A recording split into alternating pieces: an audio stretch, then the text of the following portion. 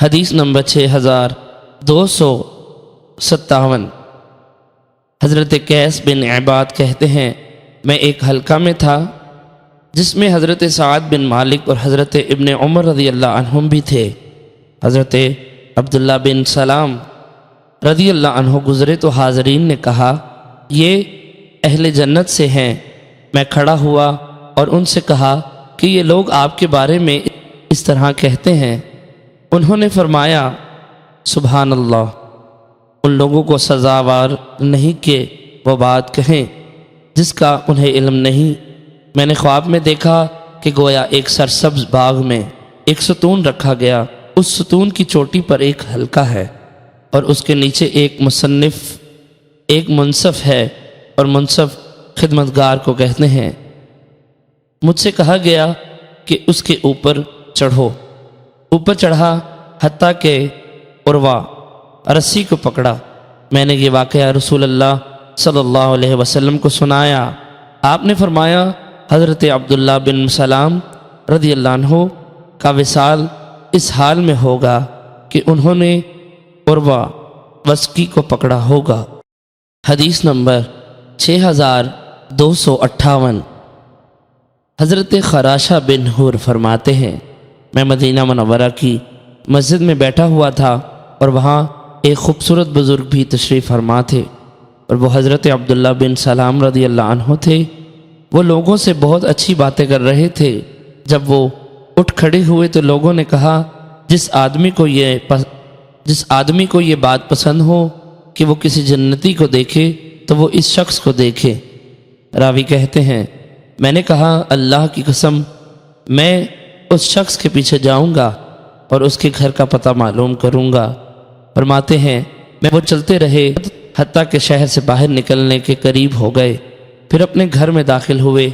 میں نے اجازت طلب کی تو انہوں نے مجھے اجازت دی اور فرمایا اے بھتیجے تمہیں کیا کام ہے؟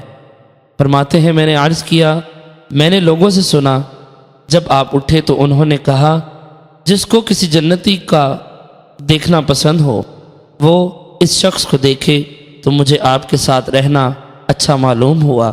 انہوں نے فرمایا اہل جنت کے بارے میں اللہ تعالیٰ زیادہ جانتا ہے، اور ان قریب میں تم سے بیان کروں گا کہ وہ لوگ یہ بات کیوں کہتے ہیں۔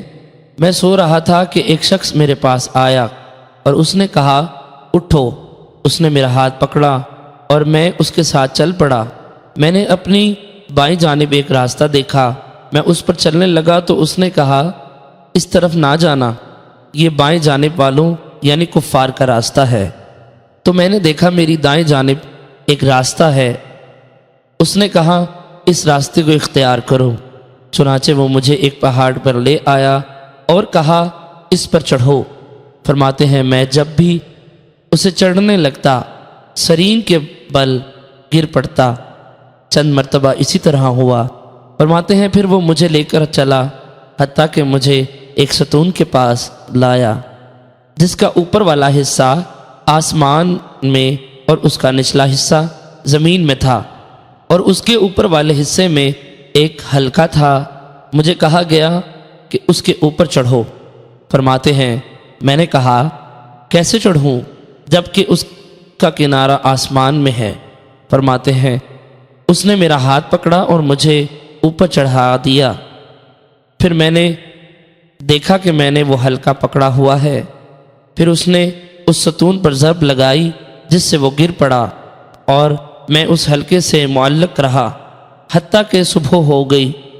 پھر میں نے نبی اکرم صلی اللہ علیہ وسلم کی خدمت میں حاضر ہو کر یہ خواب بیان کیا تو آپ نے فرمایا تم نے جو بائیں طرف راستے دیکھے وہ اصحاب شمال کے راستے ہیں، جو راستے دائیں طرف دیکھے وہ اصحاب یمین کے راستے ہیں، اور جو پہاڑ دیکھا وہ شہداء کا مقام ہے جسے تم نہیں پا سکو گے، اور جو ستون ہے وہ اسلام ہے، اور جو حلقہ دیکھا وہ عروہ اسلام کی رسی ہے، عروۃ الاسلام یعنی اسلام کی رسی ہے، اور تم مرتے دم تک اسے تھامے رکھو گے۔